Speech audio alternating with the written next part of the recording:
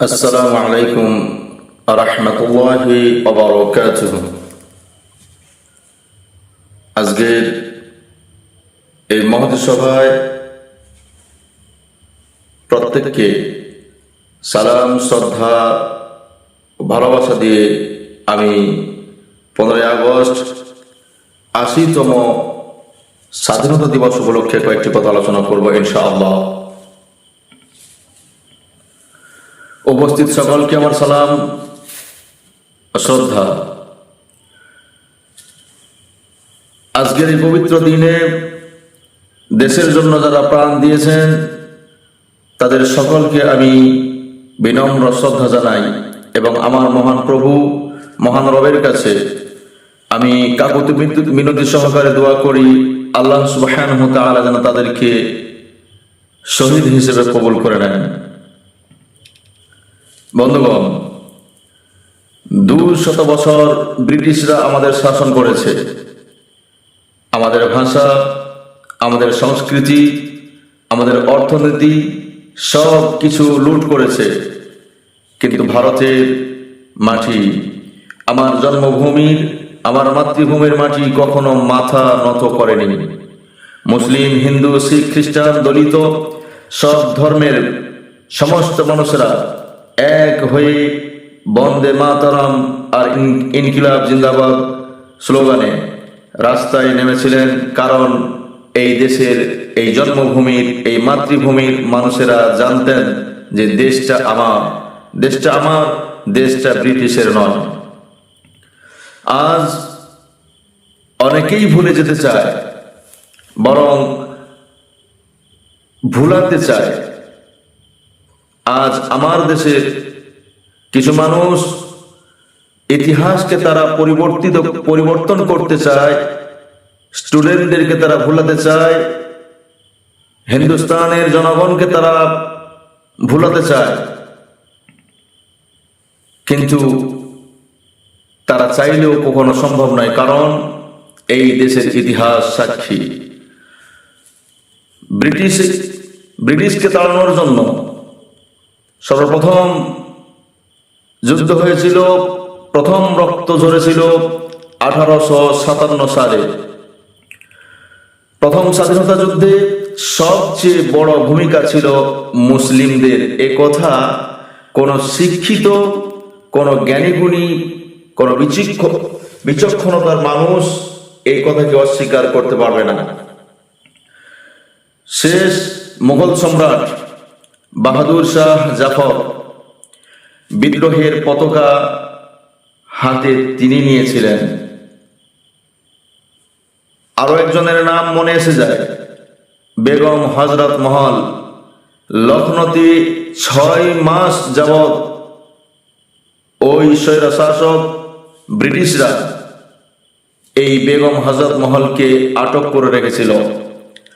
হাজার হাজার মুসলিম সিপাহী, হাজার হাজার আলেম ওলামারা ফাঁসির দড়ি গলায় নিয়ে তারা বলেছিল, আমরা ফাঁসিতে ঝুলতে রাজি আছি, তবু আমরা গোলামি মেনে নেব না। এ কথা ছিল সর্বপ্রথম মুসলিমদের এবং আলেম ওলামাদের। মাওলানা আবুল কালাম আজাদ, তিনি ছিলেন এই ভারতের কংগ্রেস পার্টির সবচেয়ে দীর্ঘ সময়, লম্বা সময়ের সভাপতি। তিনি জেল খেটেছেন, ওনার প্রতি টর্চার হয়েছিল, তারপরেও তিনি দেশ ভাগের বিরোধিতা করেছিলেন। শেষ পর্যন্ত তিনি লড়েছেন এর বিরুদ্ধে। তিনি বলেছিলেন, আমি ভারতীয়, এটাই আমার পরিচয়। খান আব্দুল গফফার খান, তিনি একজন মুসলিম পাঠান, তারপরেও তিনি অহিংসার পথকে বেছে নিয়েছিলেন। তার খোদাই খিদমতগার, তার একটা বাহিনী ছিল খোদাই খিদমতগার বাহিনী। লাঠি হাতে নিয়ে ব্রিটিশের গুলির সামনে দাঁড়িয়েছিল, বিন্দু পরিমাণও তারা পিছু পা হয়নি। এই ইতিহাস আজ ভারতবাসীকে ভোলানোর প্রস্তুতি চলতেছে। আমার ভারতবাসী ভাই বোনেরা, আপনারা আজ ইতিহাসের কোনো পাতাই পাবেন না মাওলানা আশফাকুল্লাহ খান। কাকরি কাণ্ডে ফাঁসি হয়েছিল তার। ফাঁসির আগে তিনি বলেছিলেন, সানাম আমি তোমার জন্য শহীদ হচ্ছি। সানাম, তার মানে সে এই হিন্দুস্তানকে সানাম নামে অভিহিত করে তিনি বারবার বলেছিলেন, হে আমার দেশ, হে আমার দেশের মাটি, হে সানাম আমি তোমার জন্য শহীদ হচ্ছি। খেলাফত আন্দোলনে মাওলানা মোহাম্মদ আলী, শওকত আলী গান্ধীজির হাতে হাত মিলিয়ে দেশ জুড়ে অসহযোগ আন্দোলন ছড়িয়েছিলেন। এমনকি মসজিদের ইমাম থেকে শুরু করে মাদ্রাসার ছাত্র, কৃষক, তাঁতি সবাই নিজের মতো করে দেশকে স্বাধীন করার লক্ষ্যে ইংরেজদের বিরুদ্ধে যে যার মতো করে নিজের মতো করে প্রতিবাদ, আন্দোলন, সংগ্রাম, মিটিং, মিছিলে তারা যোগ দিয়েছিলেন। আজ এই পবিত্র দিনে 15ই আগস্ট 2026 আমার দেশের 80তম স্বাধীনতার দিবস।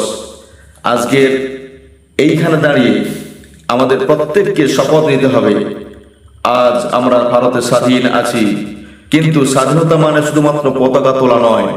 বছরে একবার 15ই আগস্টের দিন পতাকা তোলার নাম স্বাধীন নয়, বরং এই দেশের জন্য প্রতিটা মুসলিম, প্রতিটা হিন্দু একসাথে রক্ত দিয়েছে।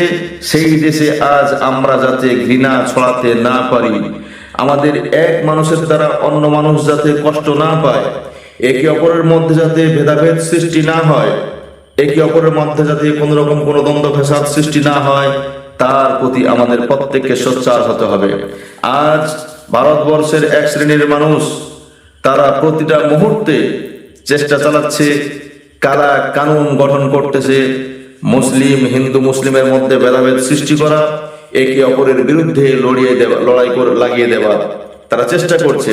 বিশেষ করে মুসলিমদেরকে বিভিন্ন রকম ভাবে তারা টর্চার করছে, যেন তারা মনে এটা বোঝাতে চাচ্ছে ভারতের মানুষদেরকে যে এদেশে মুসলিমদের কোনো জায়গা নাই, মুসলিমরা আসলে এদেশের নয়। আমি বলতে চাই ওই সমস্ত মানুষদেরকে, আমি যে ইতিহাসগুলো বললাম এতক্ষণ ধরে, এই সময় যারা আজ মুসলমানদেরকে দেশদ্রোহী বলে, দেশ প্রেমী বলে না, দেশকে ভালোবাসে না, এই কথা বলে, আমি আপনাকে বলতে চাই, আপনি পারলে, আপনি যদি সঠিক মানুষ হন, যদি জ্ঞানবান হন, আপনি একটা দেখান আপনার দলের একটা মানুষ সেদিন ইংরেজের বিরুদ্ধে, ব্রিটিশের বিরুদ্ধে লড়াই করেছিল, মানুষকে ঐক্যবদ্ধ করেছিল, ঐক্যের ডাক দিয়েছিল ব্রিটিশের বিরুদ্ধে লড়াই করার জন্য। একটা মানুষ দেখান যদি আপনার বুকে সৎ সাহস থাকে। আমি আমার বক্তব্য আগে বাড়াতে চাচ্ছি না, আমি এখনই শেষ করতে চাই। আমি আমার শেষ কথা বলতে চাই। শেষে কবি আল্লামা ইকবালের একটা কবিতার 2 লাইন দিয়ে শেষ করতে চাই। সারে জাহাঁ সে আচ্ছা হিন্দুস্তান হামারা, হাম বুলবুলে হ্যায় উসকি এ গুলসিতা হামারা। সবাইকে স্বাধীনতা দিবসের শুভেচ্ছা।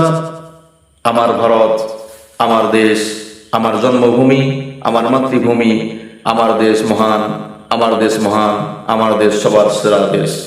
अस्सलामु अलैकुम और रहमतुल्लाहि व बरकातुहू। वीडियोस बनाने हैं, फिल्मोरा है ना।